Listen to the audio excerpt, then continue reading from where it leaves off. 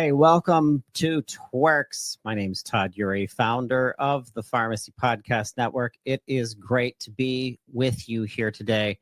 We are having a extremely cold greater Pittsburgh area week when you go outside, you brush off your wife's car. I couldn't sleep, got up when she did, which is 4 a.m. You go out, you brush the snow off, you start it up, and by the time you walk back into the house, the hairs in your nostrils are ice, and your skin is tingly because you just went out into minus 11, and then one day minus 9, and the other minus, I think it was 5.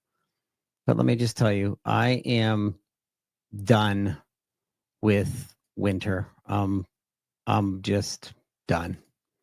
I don't want it anymore. I want to check out of the winter. You know, someday we're going to have a studio in the South, and I'm not sure exactly where it's going to be. It might be South Carolina, might be Florida, but this bird will be in the South during these cold months here in greater Pittsburgh. It is TWIRx. Today is a special day. Today is the 24th of January. It's been a rough week. We have been working our butts off, and podcasting is changing. I can't wait to share with you what's happening. We have a 3-part series that's out. It's going to teach you how to podcast. It's going to teach you the fundamentals. We partnered with the Pharmacists Diaries host from London, on the other side of the pond, the podcasting pond.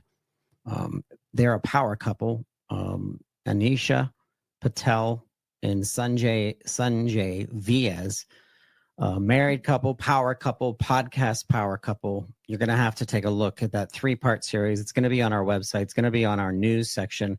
We're going to release it and help you start your podcast. Podbean has 3 months free if you start with our program, and there's really nothing for you to do other than set up your account, get involved, and you either get fully involved with us, you become a host, you help us build content, you make some money, you build your brand, or you're just do your own thing and you allow us to help you get there faster, better. And then the collaboration between the networks and the other podcasters, it's just fun to be a part of something. And you know, somebody that is a part of something is Antonio Chacha. Did everybody see this video of Antonio beating up the, just like instead of Luigi, this is our own hero, Antonio. So go to Instagram. If you're listening to us, you don't know what you're seeing. You're missing out, but you have to go to Instagram, look us up at Pharmacy Podcast, and Antonio is jumping around like Luigi, beating up the PBMs, beating up PCMA in this little cartoon. It was hilarious. But take a look at that. I love social media. I love that TikTok's back. We're doing a little bit of that. I want to talk to you about more serious stuff because it's stressful out there. TWIRx News. I need like a voiceover, a better voiceover. I'll have Brady mix me up something. Brady, we need a voiceover to lead us into TWIRx News. All right, first of all, news from us, news from the Pharmacy Podcast Network.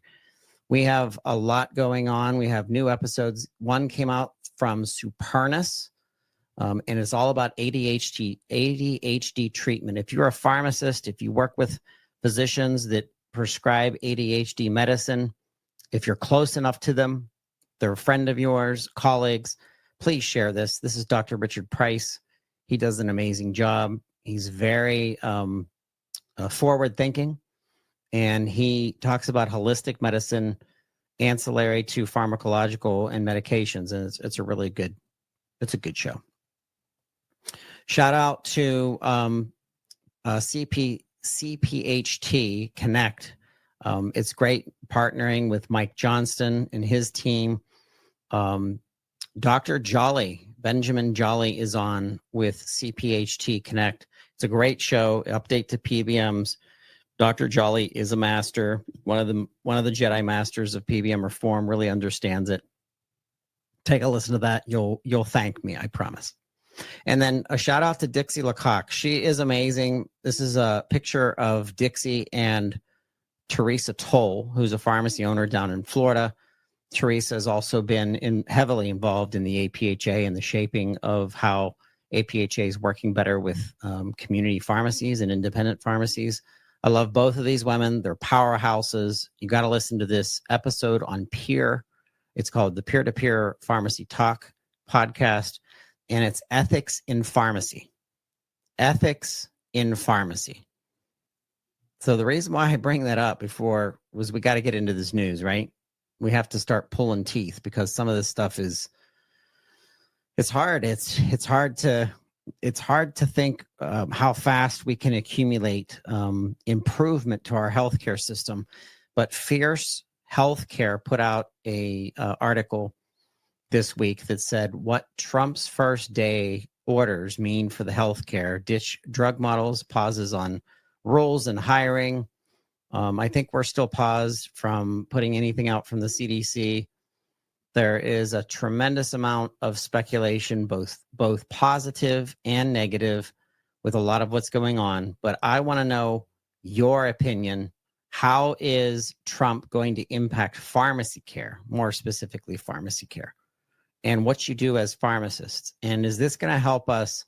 What if some of what Trump's doing is resetting some things to get our leaders more access to patients and closer access to patients?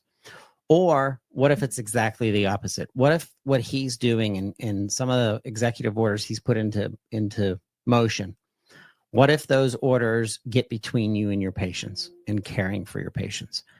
I don't care what political spectrum that you fall on. That's not our discussion today. I would love to discuss politics. I think that's fun. I just want pharmacists to be successful. And if there's policies in place, or if there's trickle effect dominoes that fall because of what Trump did, and if it favors you as a provider, point it out, okay? Even if you don't like Trump, point it out. If it's something that prevents you from getting deeper into helping your client who desperately needs you, helping your patient who desperately needs you, please call it out. We're going to dig into this. We're going to get some state senators. We're going to get some state representatives involved. We want bigger, deeper conversations, and we want pharmacy to lead it. All right, out of the AMAC, the Association of Mature American Citizens for our geriatrics, the title of this just came out. More bad news for pharmacy benefit managers, the AMAC Action Weekly Advocate Update, and it goes into some of the changes that are still being pushed. The FTC's investigation is still going on deep into pharmacy benefit managers. I loved the FTC leadership of FTC Director Khan. I think she was the most powerful FTC director ever. I'm probably mashing up her title. Forgive me, FTC Director Khan. I am horrified that she is no longer there. The reason is she had so much momentum, and we had to let her cook. You know what I mean? And if let me do imagination time for a second. I'm going to imagine that I get to be Trump during the 1 hour that he decides who the FTC commissioner is. Okay. And I would look at the progression. Okay. And I would look at the success of Commissioner Khan. And I would make a flex move as a Republican president to keep a cabinet member that was effective, not for your politics, Mr. President, but for the good of the people. Do you see what I mean? Do you see what kind of flex it would be for a president who just flipped the presidency, the Senate, and the House? And lots of people are upset by that, and we could splice hairs and talk about all kinds of podcasts. But imagine the flex of a brand new president especially like Trump. And he says, you know what? Joe Biden this and Joe Biden that, and Kamala Harris this and Kamala Harris that, and the border and all these other things and blah, blah, blah. Okay, guess what was done right? Guess what? Guess what championed the people harder hardcore than ever hardcore from the FTC to bite into the PBMs? So I would have kept her because I think that would show a lot of unity. And it doesn't always have to be, you shouldn't always have to dump every cabinet member. I think the cabinet members that are truly working for the people should stay. And I think Commissioner Khan, that's my opinion. Not that I don't like this next guy, but what I'm saying is there's a momentum to this. That's even the way that you treat disease, okay? You wouldn't just quit. Well, maybe you would if you were a PBM. Maybe you quit one medication that's being successful to switch it off on another formulary. Hey, that's a whole nother podcast, but let's keep up with the news. Hey, some good news. We're shifting gears to good news. I want to give a shout out to the Podcast RX, the team out of Indiana, Pennsylvania, who was awarded the #1 podcast for clinical pharmacy podcasts. This is an award given by Million Podcasts, millionpodcast.com, and it's the clinical pharmacy podcast. And the #1 went to Diamond Pharmacy's Podcast RX. A shout out to them. That's the Zillner family that started Diamond Pharmacy up in Indiana, Pennsylvania. They concentrated on prison system, correctional system pharmacy. They got into long-term care. They've been doing great jobs. A shout out to #4, Core Consult, Mike Corvino. He is a badass when it comes to clinical content. I've tried to recruit him to the pharmacy podcast for years. I'm still going to go after him. I think someday I'm still going to get him. I have hope. Want to keep scrolling down if you're watching on the YouTube or video. I want to give out to the Precision Health and PGX podcast by Becky Winslow and Banaz Sarami. Dr. Winslow and Dr. Sarami are so committed to good content about pharmacogenomics. We even lock heads sometimes when I'm trying to do marketing things through PGX, and they're like, no, we don't agree with that because we really want to stick to the nitty-gritty, salty science. And I just want to say I'm so proud of both of you. You were awarded the 15th best, and for listeners, clinical pharmacy podcasts. This is once again by Million Podcasts that's out there. And I also want to say that they rated the best 80, that's 80, pharma podcasts. This is their biggest category of the pharmaceutical markets. And shout out to the entire network. The Pharmacy Podcast Network was chosen as the #1 podcast this year for pharma podcasts. And the reason that is, the reason we are #1, and you listeners are part of this, is because the pharmacy industry has taken a stand from a podcast perspective, and we've joined forces together. We've lifted each other's boats and others' crafts and others' missions, and we've concentrated on maternity. We've concentrated on pediatrics and evidence-based medicine and PTCE with continuing education. We've concentrated on pain medication and geriatrics and technology. Listen, I want to let you know that I started this in 2009, not for me, okay? I needed a job. I wanted to make it into a job, obviously. I built this almost like a Mark Zuckerberg move where I want a platform, unlike Mark, I'll let you say and do whatever you want, as long as you're a credible pharmacist out there, and it's easy enough to find that through the Google sphere. But I just want to give you a shout out to the listeners. Thank you. You made us #1 Million Podcasts. This is a ranking and public relations firm that looks for the best of the best. And I want to say from the bottom of my heart, this is my life's work. I mean, I've been doing this for 16 years. I'm going to die doing this. You're going to hear this nasally voice. But I just want to say thank you. I want to say thank you for being a listener. Thank you to our hosts. Thank you to our sponsors for everything that you're doing to this profession. Because through podcasting, we stand for the patient, and it's by many voices. It's not one person. This has never been about one individual or one voice. This is the collective. That's why I say together RX. Together, put an X at the end of the word together, capitalize the R. Be proud of that because you are part of it. Our technicians and our pharmacists, you guys are badasses, and I appreciate you. Next up in news, this is from the granddaddy of all publications. I always call them the granddad publication, Pharmacy Times, the OG.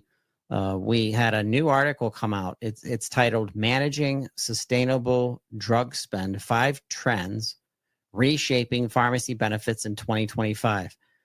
The meticulousness of Dr. Sharon Faust, okay? This is worth reading. Go down through this, go through the trends about biosimilars and glaucoma and peptides and, oh my gosh, peptides. That's all I hear on TikTok is people talking about it that are not pharmacists. I don't think they knew what they're talking about. I always try to get a pharmacist tagged when I hear about it. But take a look at this. It's Pharmacy Times article. It just came out. Trend number 1, the next wave of biosimilars. I am fascinated by biosimilars. I'd like to do a series on it. If you want to do a series with us, I should actually shout out to Sharon Faust, Dr. Faust. Maybe we should do a series on biosimilars, do a mashup. Then GLP-1s. My goodness, we have information coming out on that. Very exciting updates to the GLP-1 world and the longevity of that world. Stay tuned to the Pharmacy Podcast Network. We're going to be digging into that. And then the number 3 trend was optimizing medical specialty drug management. Shout out to Sheila Arquette and then the NASP, who was ranked as one of the best to listen to podcasts in the 80 biggest pharma podcasts that are out there by million podcasts. Shout out to you, Sheila. Your show made the list. These are the top 3 trends. Optimizing medical specialty drug management. Number 2, the GLP-1 management challenge. And number 3, the next wave of biosimilars. All 3 of these are going to become updated episodes on the Pharmacy Podcast Network. So stay tuned. Hey, shout out. The next article did come from Pharmacy Times again. Just released PQA release report to define quality medication use for rare disease. This is by Ashley Gallinger, the editor of this. And it's just about the rare disease impact over 30 million Americans, with only 5% having FDA-approved medications, highlighting the need for quality medication use strategies. Great report, great information.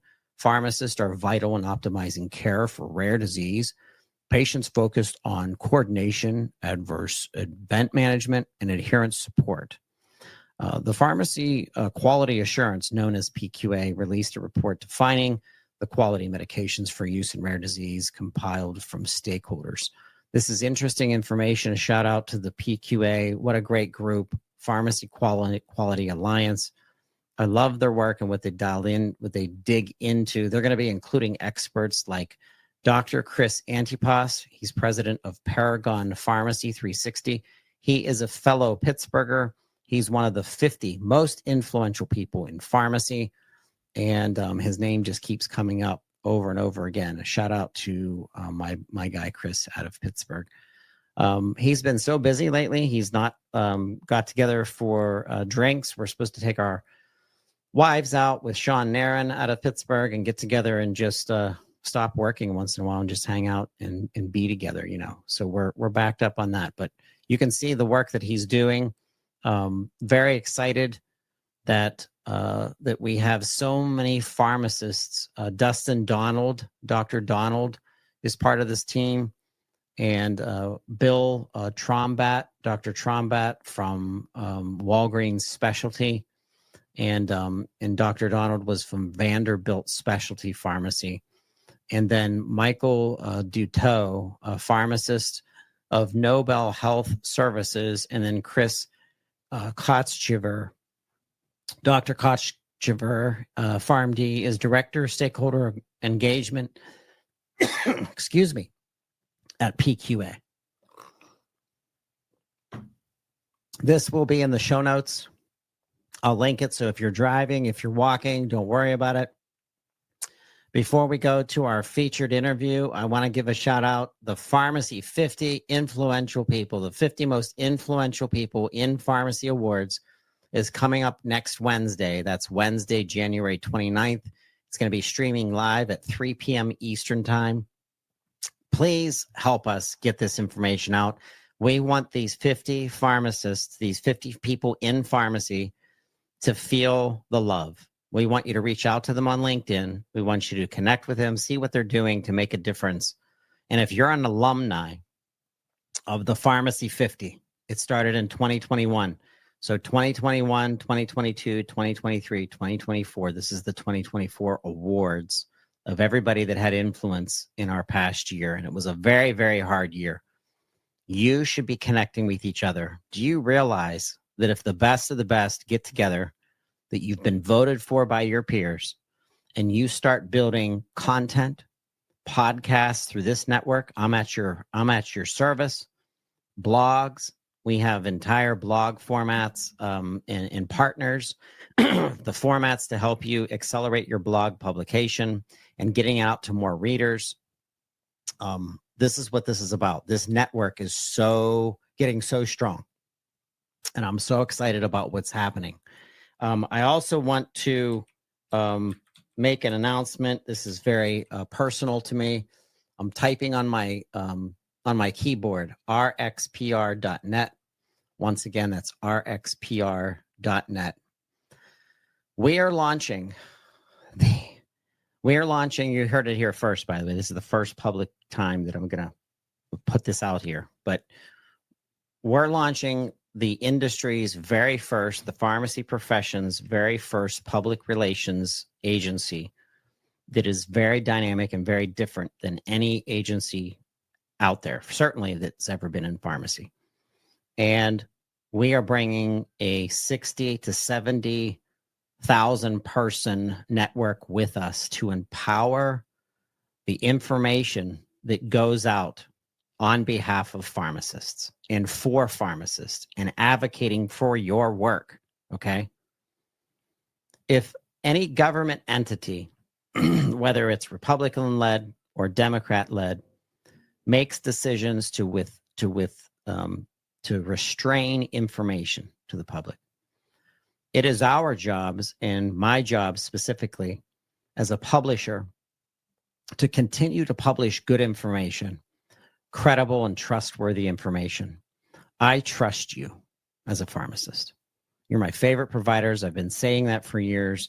It comes from my heart. It's not bullshit. It's not something I'm just saying.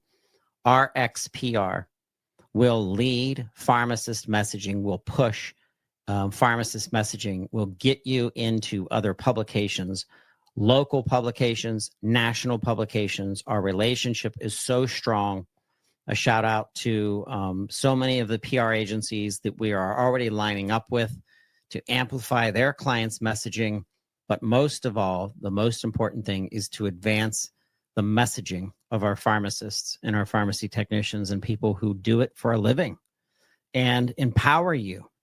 So you have, you heard it here first, you have your very own public relations agency standing by and asking you, shouting out to you, what can we help you with? What can my team of public relation experts, business development experts, business building and deal making experts, what can we help you achieve in 2025?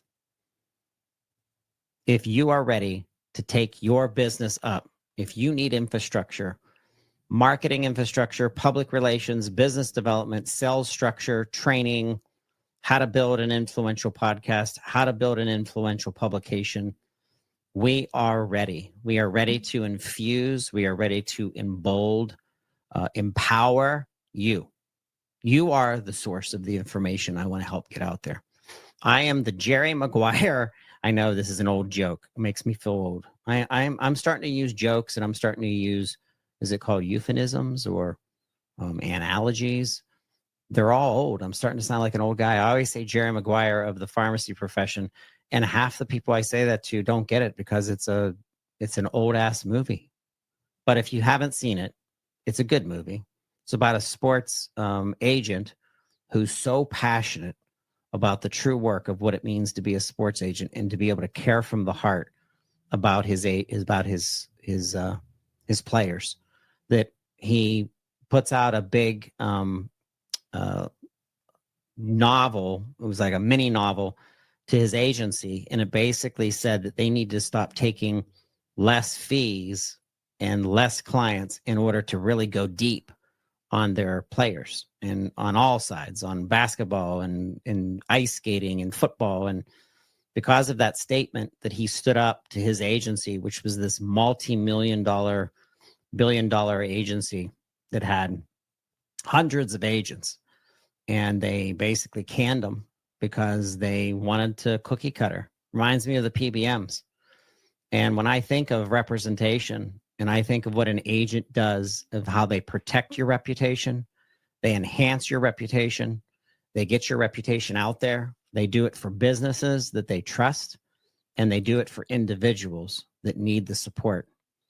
I am looking you in the eyes right now, if you don't see me on camera, and I'm saying that's the purpose of RxPR. It's to amplify the voice. It's to amplify the reasoning, the insights, the expertise of our pharmacists and pharmacy companies and companies that work in pharmaceutical markets and projects. And so it's about the individual, it's about the company, but we're going to do it. We're going to do it big. Stay tuned for that.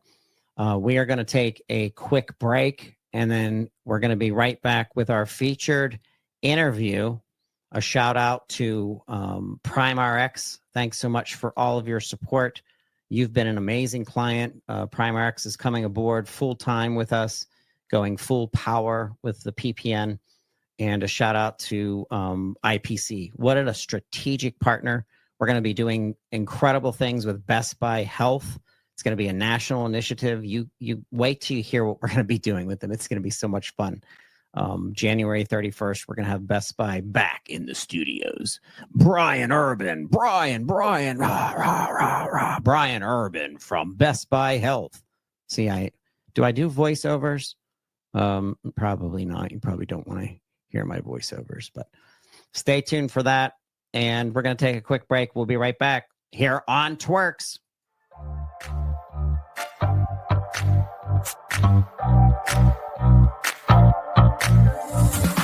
This episode is sponsored by Independent Pharmacy Cooperative, widely known as IPC. Established in 1983, IPC is the nation's largest group purchasing organization owned by independent pharmacy.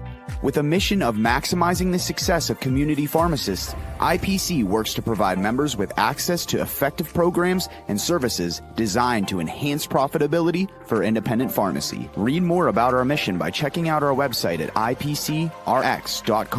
That's ipcrx.com.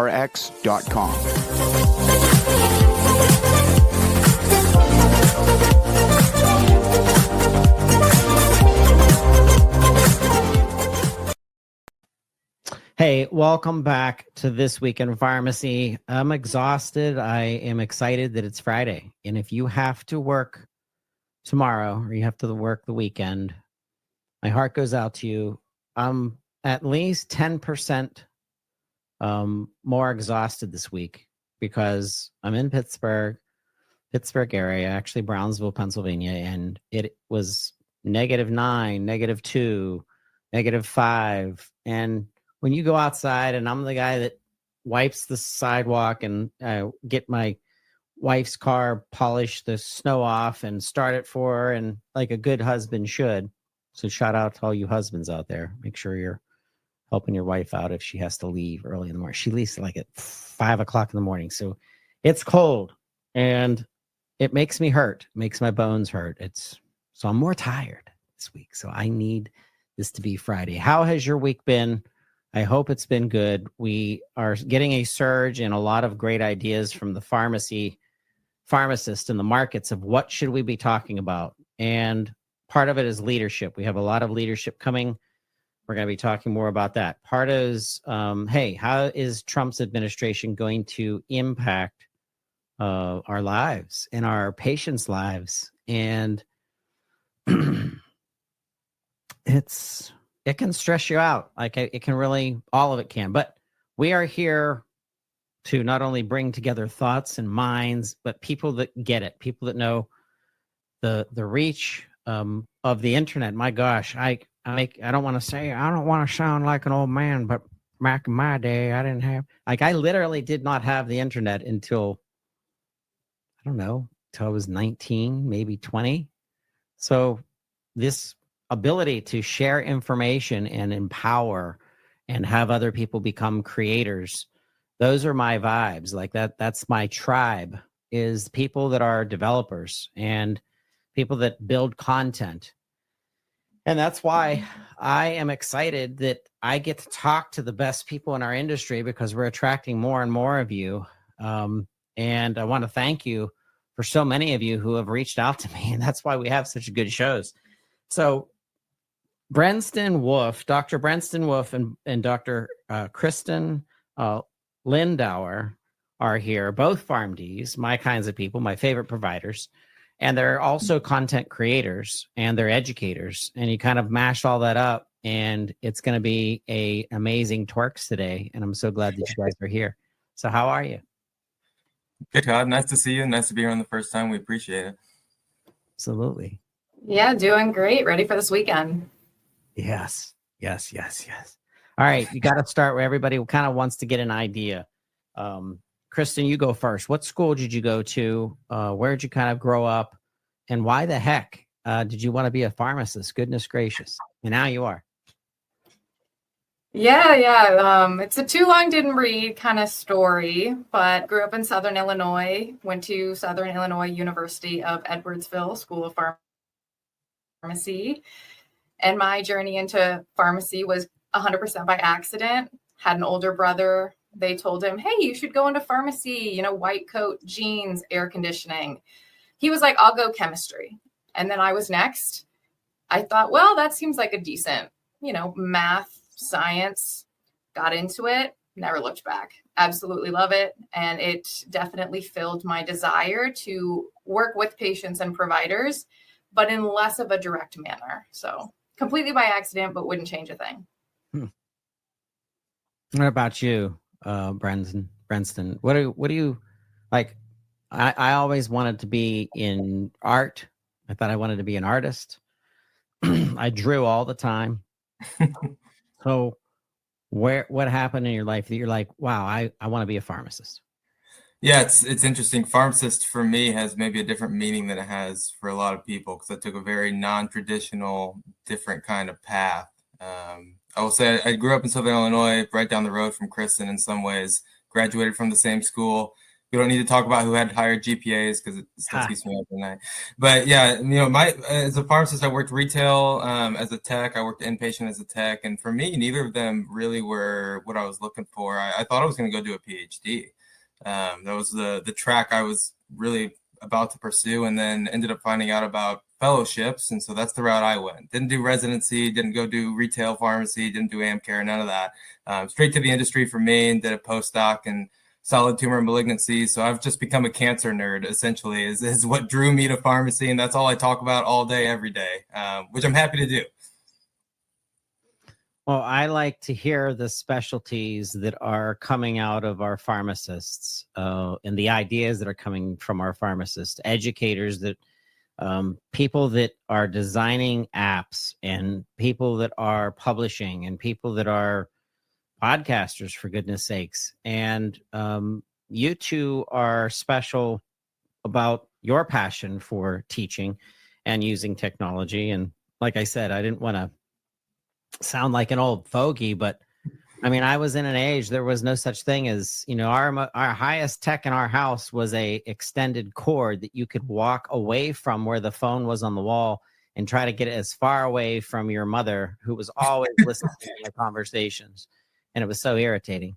And then call waiting, when we added call wait. All right, I'm going to stop because it's make me sound old. But so the internet was like, I've lived now in the internet. I've made my living on education and helping others educate, and not traditional education. You always say non-traditional. I was the first podcast ever about pharmacy, about our profession. That was it. And I had no idea what I was doing. I had to educate myself in a lot of ways, but I've now mimicked what you do in order to become a pharmacist, and how you study, how you rely on evidence-based medicine, how you rely on documentation, doing it the right way. And now you've taken advantage of the whole concept of how the technology of today has allowed us to invent something that's so special to share. So start out by sharing what is RxTeach. If you're watching us on YouTube, you see the RxTeach website, and tell us about this. I need to hear how this all started. Sure. Yeah. So when I was a fellow, I was working at Merck and on the breast cancer team. And essentially, I decided I had enough free time, which is a wild thought at the time. But for whatever reason, I felt that I could start my own thing. So I started RxTeach. At the time, it was pretty much just a blog. It was just a platform to talk about the things that I cared most about, mostly health and wellness type things, some clinical pharmacy in there, a lot of oncology. And over time, this grew an audience in terms of just people reading the content that I put out. Brought in a lot of guest authors, Kristen being one of the first. And eventually this grew up to become a team of 5 now. And it got big enough, and we had a following big enough that we decided we might as well turn this into a full-blown nonprofit. So we went through that process recently. It's a 501c3 nonprofit organization, which I'm very proud of. We put out content kind of all over the place in terms of things that are relevant to pharmacists, pharmacy students. I would say a lot of patient-focused content, but we have subscribers who are nurses, physicians, residents, fellows across the board. We have people who are reading and also writing for us.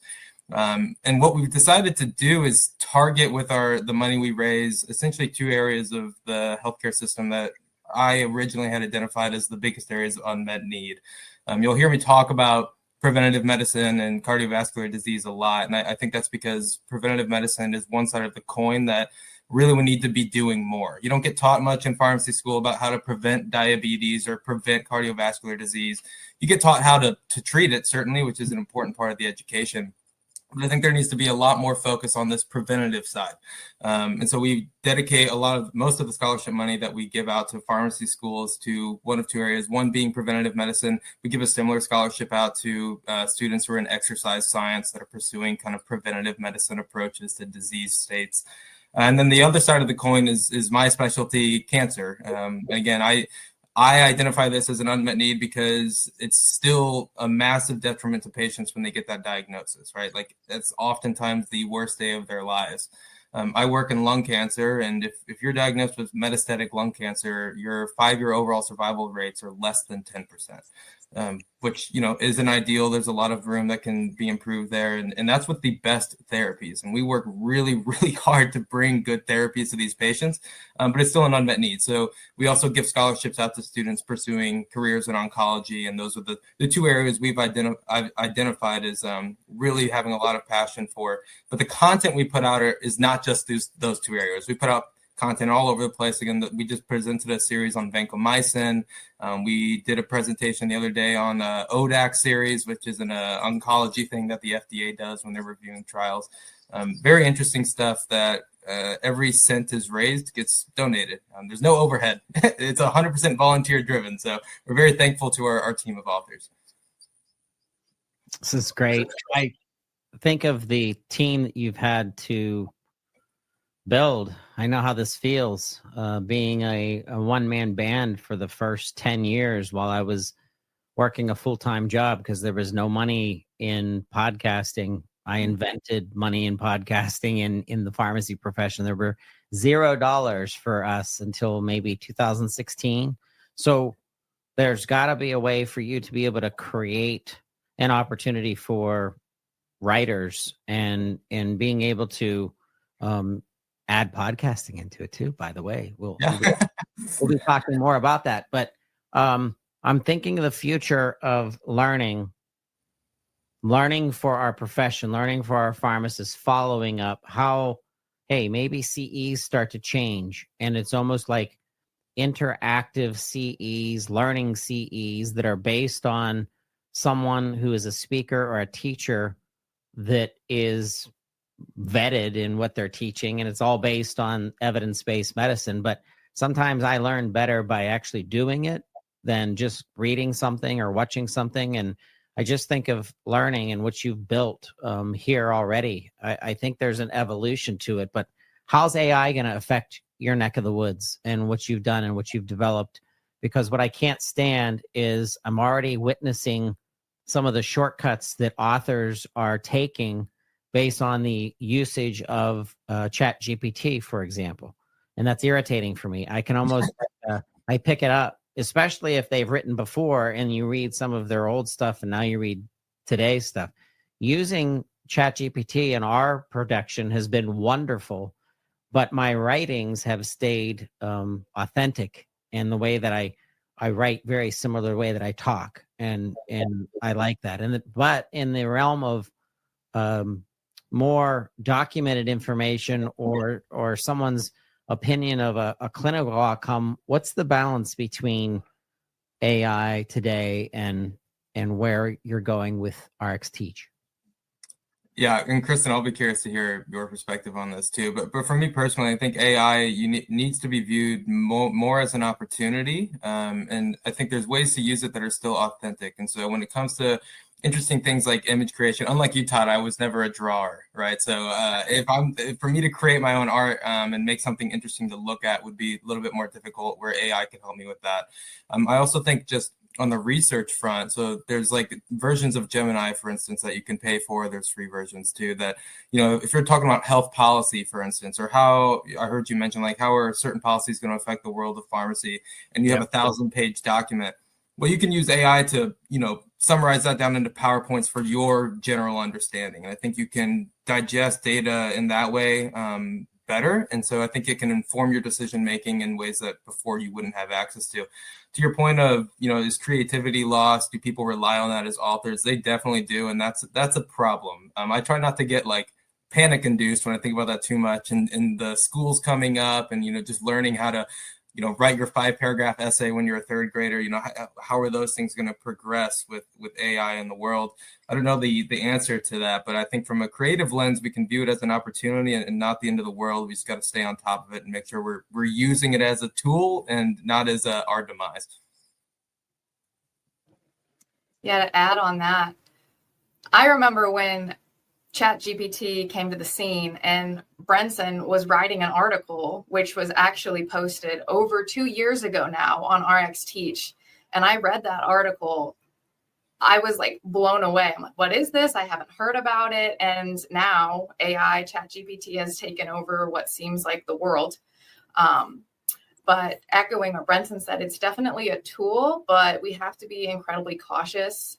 All of our contributors and our authors who we have, gathered, our team of 5 now, we all write, and we have these morals and ethics of we will write based on our individual style. And that's the beauty of RxTeach, is the autonomy and the community that Brenson has started, that we've, continued to grow together, is every single guest author, whether they reach out through Instagram, email, a text message, if we think of someone outside of the realm of pharmacy and want to get their viewpoint to share an article, they're writing it all their own. Now, as Brenson said, you can summarize information, maybe throw that in to get ideas for an Instagram post or, a recap article, something that takes your own words but condenses it down if you're in a pinch. But it's been very interesting, especially in the hospital setting, the clinic setting, of just pharmacy and AI, what we can use in the electronic health record systems and what can AI replace and where is it going to go. It'll definitely be an interesting year for the growth of AI. Yeah, and if I can just add one other thing, Todd, because I think you're doing this with your network. Like every podcast, has its own flavor. Every author at RxTeach has their own flavor. I think maybe people who are overly reliant on AI might get filtered out organically just because everyone's going to sound the same who's using that. Versus when you are bringing your own personality, your own touch to whatever content you're putting out, people are going to connect a little bit better, I hope, and I think. So maybe it'll be an organic process as to the more creative, less reliant people are going to filter to the top anyways.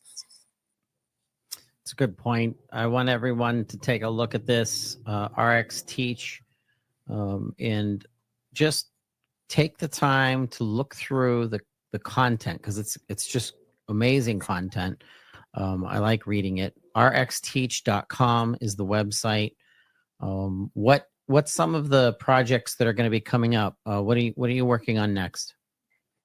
Oh gosh, we're working on all kinds of things. We recently got, and this is something that I think anyone with a nonprofit or trying to get a nonprofit started, there's so many opportunities out there with Google and with Microsoft. They work very collaboratively with nonprofits, and so you can take a huge advantage of those larger companies that are trying to help out the little nonprofits around the world. We're starting, obviously, new authors this year. We just brought in someone named Justin Shao, who is he's an interesting guy. He's in an academic fellowship that's ID driven, following his PGY1 residency. So again, he just put out a vancomycin post the other day that I think any pharmacist will kind of drool over. And if you're not so much into infectious diseases, it might be a little over your head. But I think, bringing in new authors is a big step. We're working on new products, which I'll talk about, Kristen. Hopefully you can talk about the products you're working on. And then just more collaboration. So we're trying to do more podcasts like this. Todd, if we can set something up, let me know. Hopefully we'll be in contact. And other than that, it's just reaching out to more and more schools. Right now, we have a pretty ambitious mission of having a scholarship at every single pharmacy school in the country. So this year, hopefully, is a big step in that direction of just contracting with more and more universities. All right, Kristen, what's your projects coming up? Because that was pretty interesting what Dr. Wolf just shared. So I'm pretty excited to hear what you're gonna share. Todd, I feel like every single month when Brenton and I have our RxTeach meeting, he is sharing different avenues he's pursued, new contacts he's reached out to, and I feel like I've done absolutely nothing. But carrying more of the clinical side of RxTeach, I've been trying to put out what we call cheat sheets. It's under our products and donations tab on our homepage. So right now we currently have a sickle cell anemia handout cheat sheet with cases for students or residents. If they have a topic discussion coming up, they could use that cheat sheet to kind of get the gist, get a good feel, use that to gather ideas for their own presentation. We also have a cirrhosis cheat sheet. And then my favorite, which I handcrafted all myself, was Mastering Your Journal Club. And the term journal club just sparks joy in every pharmacist. I know it. Sure. But I mean, I just attended 2 journal clubs today prior to this interview. But the Mastering Your Journal Club product, it's, I forget how many pages that I made it, but it is a complete breakdown with examples. It goes through where to find the information, how to format your journal club, what to include, how to analyze the article itself to then give a great presentation, what the preceptors and the mentors are going to look for, what they're going to ask you. So it truly is a one-stop shop for every student and resident out there, even medical students if they needed it, to truly master that journal club. So more products like that are in the works, and I'm very excited for 2025. Yeah, I want to add, we are working on a NAPLEX practice test. So hopefully by the time people are graduating this year, we'll have that available. We're working hard on that. We'll see if we make that deadline. We're trying. I didn't want to drop it. Didn't want to get the hopes up, but I do have every ambition by April to have that ready to go. All right. You heard it here. RxTeach.com. That's RxTeach.com. I'm excited. Yes, we will definitely be in touch. I think there's much that can be done together just in helping more and more people get the right information. I'm not going to let you guys off that easy. I'm going to throw you a curveball, but I want to know just from your opinion, oh my goodness, the changes that are happening in our nation right now. It's from a libertarian's perspective, because I walk down the middle of the aisle, and when I hear people spazzing on the right, I laugh. And when I hear people spazzing on the left, I also have a chuckle. And really I'm worried about is care for people, access to care, expensive care, getting the care that they need specifically, getting the care when they need it and not dying because they don't get the care. So from your perspective, we have a AJMC article and this just came out on January 22nd. It says Trump reverses some of Biden drug pricing initiatives, potentially impacting Medicare costs. So I don't know if you've read this specific article, if you've kind of like heard more about the inside it, and that's not really my question specific to this, but I'm talking about anything that concerns you with the new administration that's coming on specific to pharmacy care and even education. Yeah, I think I can cover this at least a little bit. And I haven't read this exact article you're referencing. And what I would say is I'm also independent in terms of I have no political party affiliation. What I would say is that everyone knows, regardless of what side of the aisle you're on, that healthcare is broken. I don't think anyone would disagree with that. So in terms of which policies are the correct routes to take, I think that's a really difficult question. It's going to take people smarter than me to figure that out. But what I do think that everyone agrees with is that access needs to be better. Drug prices need to be more affordable. Patients need to be getting the medicines that they need without going through some of these ridiculous verification systems that are in place. And overall, healthcare is broken. And again, I think that's the main message that everyone needs to align on, and we need really smart people in the room to discuss how to get that done. I don't think any approach has worked so far, unfortunately. I think there's a lot of hurdles that need to be jumped over. But I think, this administration is likely going to do good and bad on this front, and we'll see how it shakes out, is what I would say. Kristen, what do you think? Yeah, so I'm going to take more of a niche approach to this article itself. Again, I haven't read it, but in terms of the new administration, specifically with Medicare and the ACA, my position is a clinical pharmacy specialist with patients who have HIV in an infectious disease clinic. So I'm with a very vulnerable population. Yeah. And as every pharmacist know, the first of the month is a scary time for insurance, and they just drop them off. And so then patients can't get their medications.